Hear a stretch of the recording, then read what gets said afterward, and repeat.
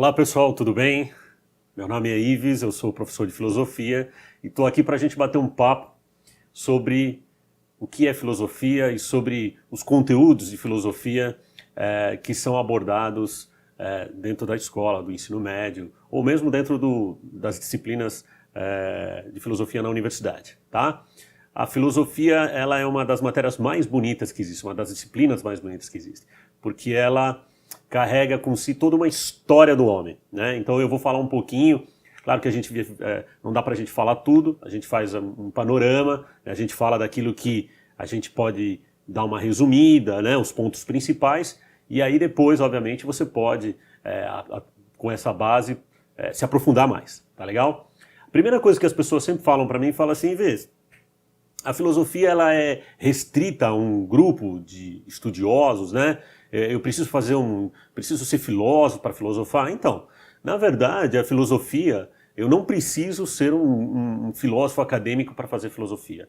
Eu faço filosofia o tempo todo, desde que eu faça um pensamento mais profundo, um pensamento mais bem elaborado, que a gente vai falar daqui a pouco do pensamento filosófico, tá? Então, a filosofia, ela está em qualquer lugar. Ela pode estar dentro da casa das pessoas, ela pode estar dentro de uma empresa, ela pode estar numa sala de aula, ela pode estar num jardim, ela pode estar dentro de um bar, né? E onde você estiver fazendo um pensamento mais bem elaborado, mais cuidadoso, a gente está fazendo filosofia, tá legal? Esse é um ponto importante para você entender, porque senão as pessoas acabam achando que filosofia é somente um clubinho, né? Um monte de senhores sentados dentro de uma sala, né, de cachimbo, falando termos difíceis, coisas difíceis. E não foi para isso que a filosofia nasceu. E aqueles que criaram a filosofia ocidental, que a gente vai depois, conforme as aulas forem andando, a gente vai comentar, não foi para isso que eles criaram. Eles criaram para que a filosofia servisse para viver bem, para que a gente tenha qualidade de vida, tá? Isso você vai, aos pouquinhos, à medida que vai passando, você vai entender isso. Então, por que filosofar? Porque filosofar nos faz ter as novas questões, as novas perguntas, aquelas perguntas mais originais, né? Se você perguntar, por exemplo, para uma criança, a criança, sobre as questões do mundo, ela faz as questões originais. Então ela pergunta, por exemplo, a criança pergunta assim, por que eu estou aqui? Né? Para onde eu vou? Da onde eu vim? Né? Por que o céu é azul? Por que chove em gota? Né? A criança, a gente costuma justamente dizer que uma criança ela é filósofa desde sempre, desde que nasceu. A criança ela tem essa curiosidade. Então a filosofia ela é extremamente curiosa. Nos primórdios da filosofia, a curiosidade, o olhar mais apurado, mais criterioso, fazia parte do filósofo. Tá legal? Uma das coisas importantes para você fazer filosofia é que a filosofia não é simplesmente um pensar. Ela tem que ter um certo rigor, né? Tem que ser um pensamento mais rigoroso, tem que ser uma crítica de preferência, né? Produzir uma dúvida. Quando a gente fala crítica, as pessoas sempre lembram da palavra crítica no senso comum, sempre faz lembrar falar mal, né? Então, criticar é falar mal de alguma coisa. Então, eu assisti determinado filme e eu fiz uma crítica, então eu estou falando mal. Não é isso. A crítica é um olhar diferente. É um olhar diferente daquele que foi colocado, daquele que foi estabelecido, né? É mais apurado, né? É ver onde ninguém viu, é ir além do que se viu. Então, o pensamento filosófico, a ideia de pensar filosoficamente, nasce por aí, através de uma crítica. E gera dúvidas. E a dúvida não é ruim, né? Ao contrário do que as pessoas pensam, a filosofia ela propõe dúvidas, tenta derrubar certezas que estão estabelecidas. Aí você fala, aí, mas ter dúvida é positivo? Claro que é. Que a dúvida ela pode nos levar a uma inovação, ela pode nos levar a uma proposta mais global, né? Ou ela pode abarcar olhares que a gente não tinha antes. Então a dúvida ela não é ruim, né? E tanto que existe um filósofo muito conhecido, chamado René Descartes, né? Que ele criou um termo chamado dúvida metódica, ou seja, a análise mais criteriosa, né? Então, o Descartes ele dizia, eu duvido de tudo, eu posso duvidar da existência das coisas, eu posso duvidar de Deus, eu posso duvidar sobre o conhecimento, eu posso duvidar sobre as ciências, mas só tem uma coisa que eu não posso duvidar, que é da própria dúvida. A dúvida é um tipo de pensamento, né? E é por isso que o Descartes ele fala aquela frase famosa, né? Cogito ergo sum, penso, logo existo, né? A única ferramenta, na verdade, que eu tenho rigorosamente para fazer essa análise é o pensamento, tá? Mas a gente vai voltar a falar de Descartes depois. Outra coisa, a filosofia ela se diferencia muito do que a gente chama de senso comum. O que é senso comum? Senso comum é o pensamento que as pessoas têm no dia a dia. É o pensamento ralo, raso, superficial sobre as coisas. Vou te dar um exemplo. Imagina, por exemplo, que alguém fala para você assim, todo político é desonesto.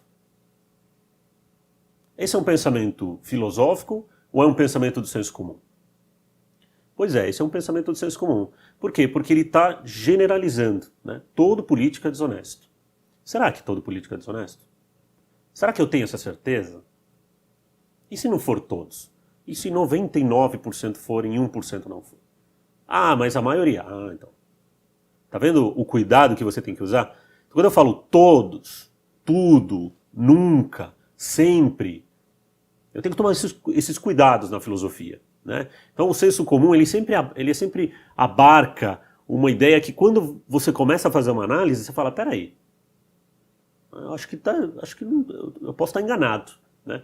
Então o senso comum ele não é um pensamento ruim. A gente tem senso comum o tempo todo, né? Quando você está numa festa, quando você está nas férias, quando você está num churrasco com os amigos, né? Quando você está em qualquer lugar se divertindo, quando você está com a tua família, aí a gente conversa sobre os assuntos ralos e superficiais da vida. Então a gente está fazendo o senso comum, né? A gente está tendo opiniões de senso comum. Agora, se eu quero ter um pensamento mais bem elaborado, mais profundo, mais filosófico, eu tenho que ser mais criterioso, eu tenho que propor dúvidas, né?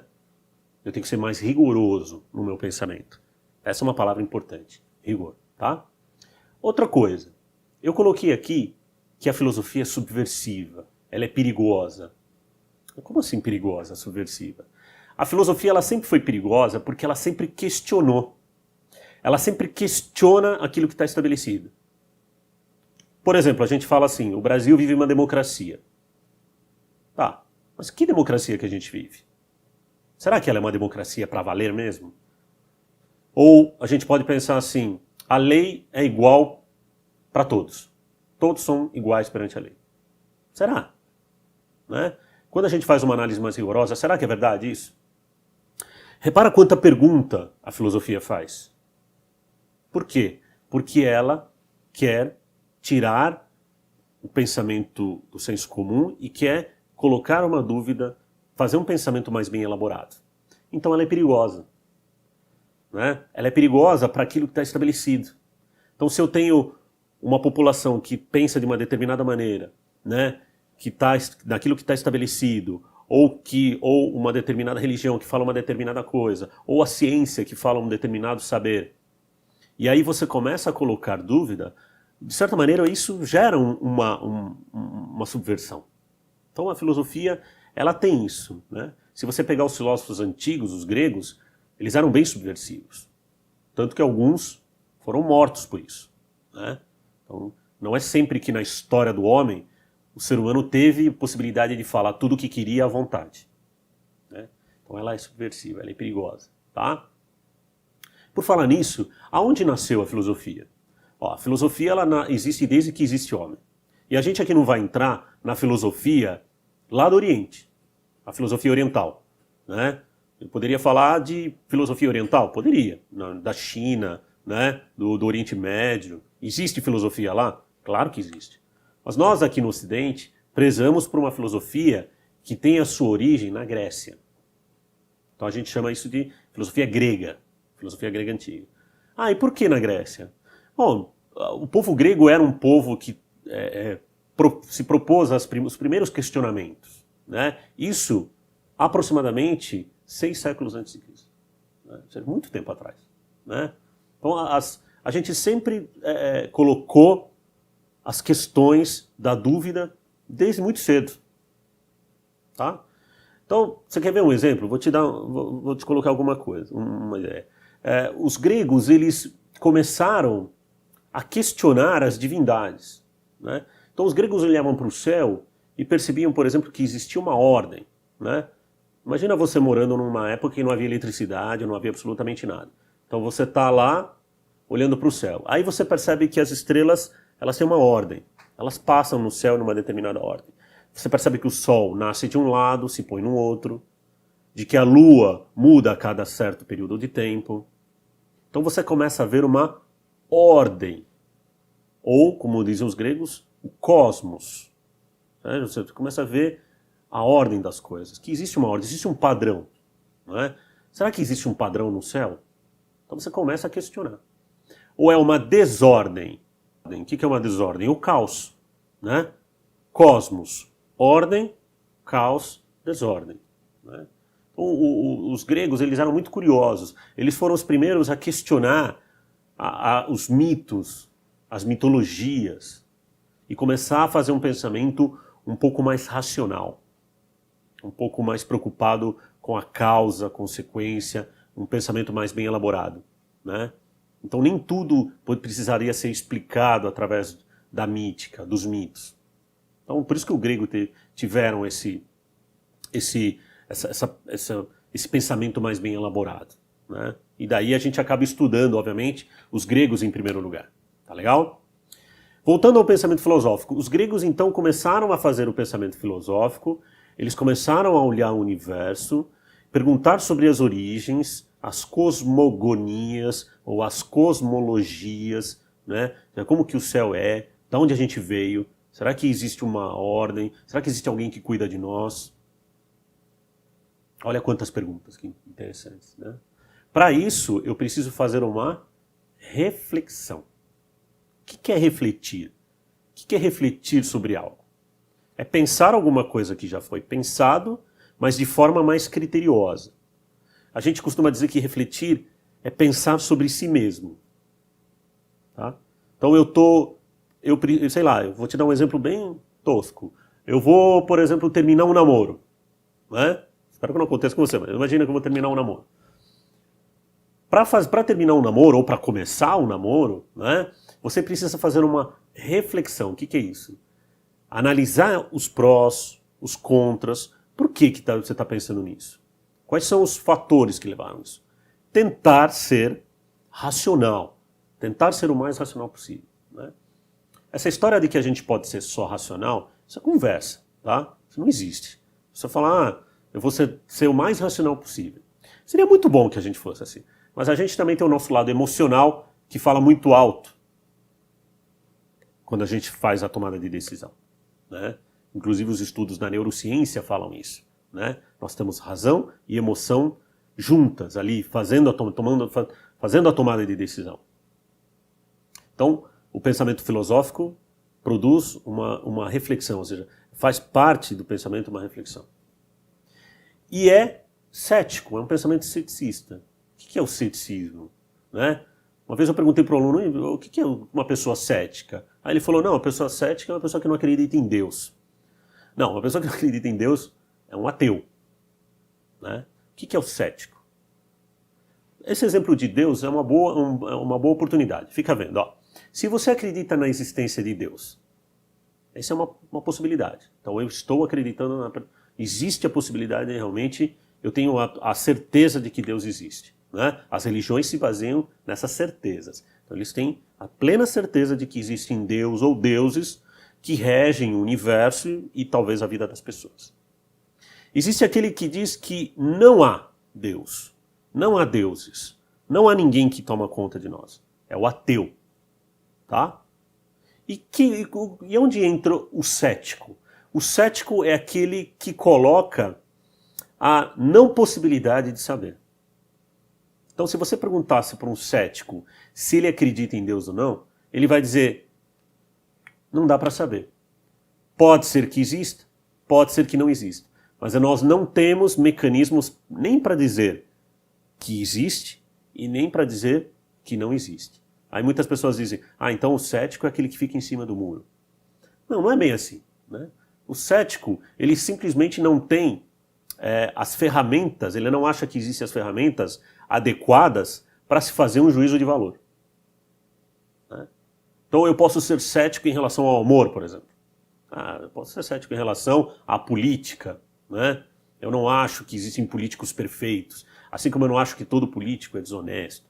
Mas eu trabalho com uma certa desconfiança, uma certa dúvida, tá? Então, o pensamento filosófico, ele é um pensamento cético, ele é um pensamento reflexivo, porque ele é subversivo, ele questiona, ele é um jeito de viver.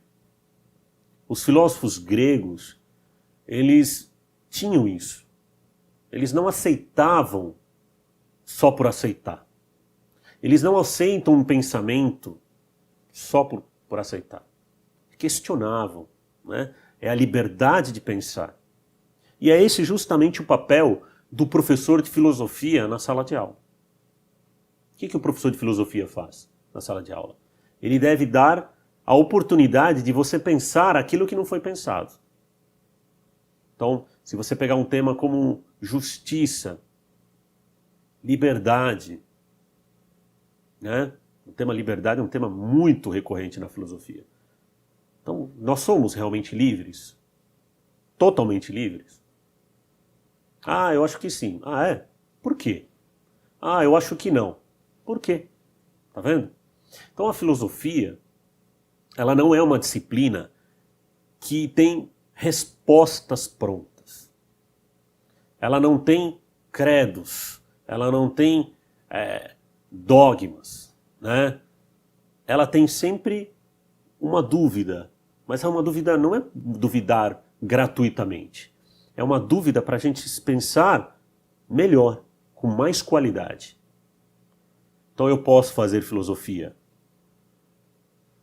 sobre religião, sobre as ciências, os limites da ciência, sobre política, sobre esporte, sobre ética, sobre comportamento humano, sobre o que eu quiser. Tanto é que a filosofia se divide nessas áreas, né? Os estudiosos, eles vão se dividindo. Tá legal? Então, filosofar é uma postura de vida, é um jeito de ser. É um jeito de se posicionar na vida questionando, não gratuitamente, mas questionando o pensamento que está estabelecido, para que a gente possa ter melhores pensamentos e abarcar cada vez mais uma melhor qualidade das ideias e daquilo que a gente quer. Tá legal? Então, para a gente começar nessa primeira aula, essa é uma ideia importante. Os gregos foram aqueles que iniciaram aqui no Ocidente o pensamento filosófico da busca pelas perguntas mais originais. Da onde eu vim, o quem eu sou e para onde eu vou. Tá legal? Forte abraço. Até a próxima.